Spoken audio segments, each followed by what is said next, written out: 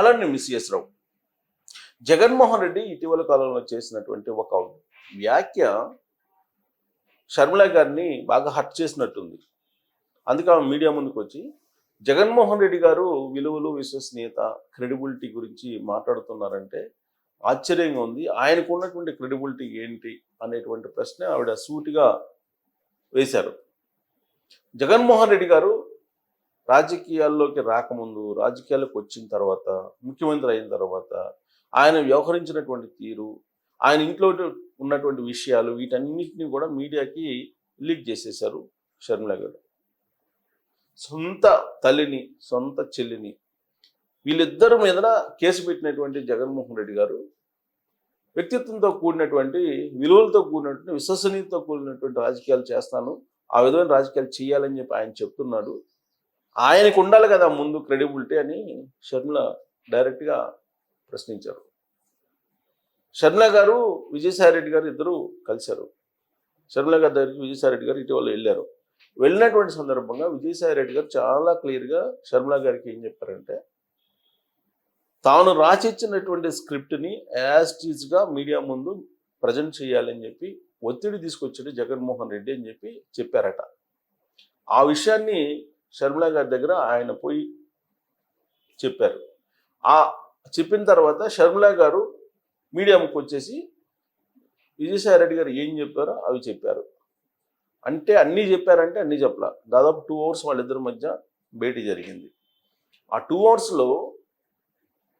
ఆమెకు కావాల్సినటువంటి పాయింట్స్ మాత్రమే చెప్పారు, మిగతా పాయింట్స్ చెప్పలేదు. ఆమెకు కావాల్సిన పాయింట్స్ ఏంటి?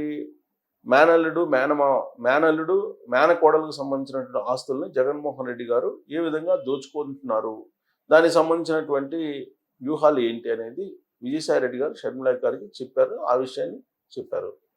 అలాగే కేసు పెట్టారా లేదా విజయమ్మ గారి మీద, షర్మిల గారి మీద అని అంటే పెట్టారు అని చెప్పి తేల్చేశారు. అందుకే కొన్ని విషయాలు చెప్పమని స్క్రిప్ట్ రాసి ఇచ్చి చెప్పమని చెప్పి మీడియాకు ముందు చెప్పమని చెప్పి ప్రెజర్ చేశారు. తాను చెప్పడానికి అంగీకరించకపోవడంతో వైవి సుబ్బారెడ్డి గారిని ప్రవేశపెట్టి వైవి సుబ్బారెడ్డి గారు చెప్పించారు. ఆ తర్వాత విజయమ్మ గారు, అటు విజయసాయిరెడ్డి గారు, వైవి సుబ్బారెడ్డి గారు ఇద్దరు చెప్పిన అబద్ధాలు అని చెప్పేసి ఆవిడ మీడియా ముఖం వచ్చి చెప్పారు. ఇవన్నీ కూడా ఆస్తులకు సంబంధించినటువంటి విషయాలు. ఆస్తుల విషయంలో భారతి గారు రోల్ ఏంటి అనేది షర్మిల గారు చెప్తున్నారు మొదటి నుంచి కూడా.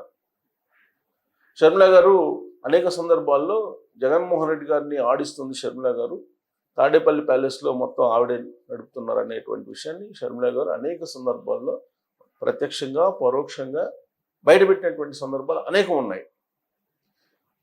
ఇప్పుడు క్రెడిబిలిటీ గురించి మాట్లాడుతూ జగన్మోహన్ రెడ్డి గారు ఆంధ్రప్రదేశ్ సమాజాన్ని ఆకర్షించడానికి ప్రయత్నం చేశారు. వినేవాళ్ళు ఉంటే చెప్పేవాళ్ళు ఏదైనా చెప్తారు. సామెత కూడా చెప్తాడు, వినేవాళ్ళు ఉంటే హరిదాసు ఇంగ్లీష్లో అరికథ చెప్తారని.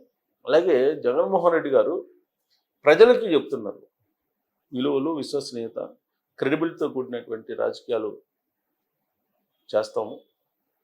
మనుషులు ఎవరికైనా సరే పార్టీ నుంచి వెళ్ళినటువంటి వాళ్ళకి ఈ విశ్వసనీయత, విలువలు, క్రెడిబిలిటీ అనేది ఉండాలి అని చెప్పి ఆయన మాట్లాడారు.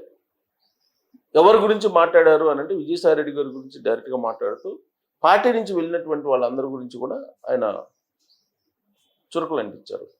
వెంటనే మోపిదేవి వెంకటరమణ, విజయసాయిరెడ్డి గారు స్పందించారు.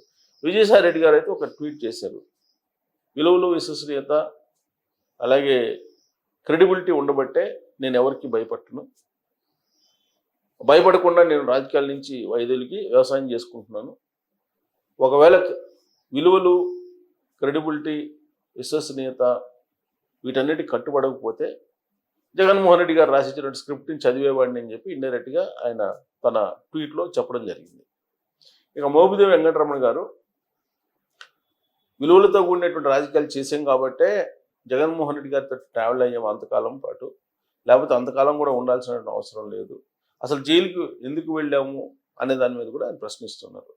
జైలుకి వెళ్ళినటువంటి బ్యాచ్ ఎవరెవరు కిట్ ఓకే కింద అంటే జగన్మోహన్ రెడ్డి గారు, విజయసాయిరెడ్డి గారు, మోపిదేవి వెంకటరమణ గారు, ఇంకా ఐఏఎస్ శ్రీలక్ష్మి గారు, ఇలాంటి వాళ్ళు చాలామంది ఉన్నారు. కిట్ ప్రోకో కింద వెళ్ళినటువంటి వాళ్ళు జైలుకి. వీళ్ళు ఇప్పుడు క్రెడిబిలిటీ, తర్వాత విలువలు, విశ్వసనీయత వీటి గురించి మాట్లాడుతున్నారు. అందుకే షర్మిల గారిని ఫక్కున నవ్వుతూ జగన్మోహన్ రెడ్డి గారు విలువలు, విశ్వసనీయత గురించి మాట్లాడుతున్నారు. సొంత తల్లిని ఇంటికి పిలిపించి అన్నం కూడా పెట్టనటువంటి జగన్మోహన్ రెడ్డి గారికి విలువలు ఎక్కడున్నాయి, విశ్వసనీయత ఎక్కడుందని చెప్పి ఆవిడ ప్రశ్నిస్తూ ఉన్నారు. విజయమ్మ గారు జగన్మోహన్ రెడ్డి గారి ఇంటికి వెళ్ళడానికే సందేహిస్తూ ఉన్నారు. ఆమె ఒక హోటల్లో దిగి హోటల్లోనే ఆమె స్టే చేసి వెళ్ళిపోతున్నటువంటి పరిస్థితి. ఇలాంటి పరిస్థితి ఎందుకు వచ్చింది అని అంటే భారతి వైపు షర్మిల గారు చూపిస్తున్నారు. ఇదంతా కూడా వ్యక్తిగతమైనటువంటి కుటుంబ గొడవలు. వీటిని మీరెందుకు తరచూ మీడియాలో ప్రచారం చేస్తున్నారనేది జగన్మోహన్ రెడ్డి గారు అండ్ టీం చెప్తోంది. మరి ప్రైవేటుగా ఇది కుటుంబ గొడవల కింద మనం చూడాలా, లేదా జగన్మోహన్ రెడ్డి గారు విలువలు, విశ్వసనీయత, క్రెడిబిలిటీ గురించి చెప్తుంటే మనం వినాల్సిందేనా? ఆయన్ని లేదా ఆయన కుటుంబంలో జరుగుతున్న వ్యవహారాలని మనం ప్రస్తావించకూడదా? ఆయన చెప్తున్నటువంటి విలువలు, విశ్వసనీయత లేకపోతే క్రెడిబిలిటీ అనేవి ఎవరికి ఉన్నాయి, ఎవరికి చెప్తున్నారు ఆయన అనేది కూడా మనం ప్రశ్నించడానికి లేనటువంటి సమాజంలో మనం ఉన్నామా? YSR Congress party social media ఏముంటుంది? అన్ని కుటుంబాల్లో ఉన్నట్టు జగన్మోహన్ రెడ్డి గారి కుటుంబంలో కూడా విభేదాలు ఉన్నాయి, ఆస్తుల గొడవలు ఉన్నాయి. అయినంత మాత్రం చేత మీరు వాటి గురించి ప్రస్తావిస్తారా అని అడుగుతున్నారు. అన్ని కుటుంబాల్లో గొడవలు ఉండటం వేరు, అన్ని కుటుంబాల్లో ఆస్తులకు సంబంధించిన పంపకాల విభేదాలు ఉండటం వేరు. సెలబ్రిటీస్ సంబంధించినటువంటి కుటుంబాలతో పాటు రాజకీయవేత్తల కుటుంబాల్లో ఉండడం అనేది కొంత చర్చకు దారితీస్తుంది. పైగా జగన్మోహన్ రెడ్డి గారి లాంటి కుటుంబంలో ఈ వివాదాలు రావడానికి కారణం ఏంటంటే ప్రజల సంపదను దోచుకొని ఆ సంపదని పంచుకునే దాంట్లో గొడవ పడుతున్నారు వాళ్ళు. అందుకే చర్చకు దారితీస్తుంది. చర్చకు దారి చేయాల్సినటువంటి పరిస్థితులు వచ్చాయి. సో కాబట్టి ఎవరు అహింస గురించి చెప్పాలి, ఎవరు క్రెడిబిలిటీ గురించి చెప్పాలి, ఎవరు విలువలు, విశ్వసనీయత గురించి చెప్పాలి అనేది వాటిని పాటించినటువంటి వాళ్ళు చెప్తేనే బాగుంటుంది. అలా కాకుండా వాటిని తొంగలో దొక్కినటువంటి వాళ్ళు చెప్తే వినడానికి బాగుండదు, తర్వాత మనం చెప్పుకోవడానికి కూడా సవ్యంగా ఉండదు. కాబట్టి జగన్మోహన్ రెడ్డి గారు ఇప్పటికైనా తెలుసుకోవాల్సింది ఏంటంటే ముందు ఆయన పాటించి ఆ తర్వాత ప్రజలకు చెప్తే బాగుంటుంది.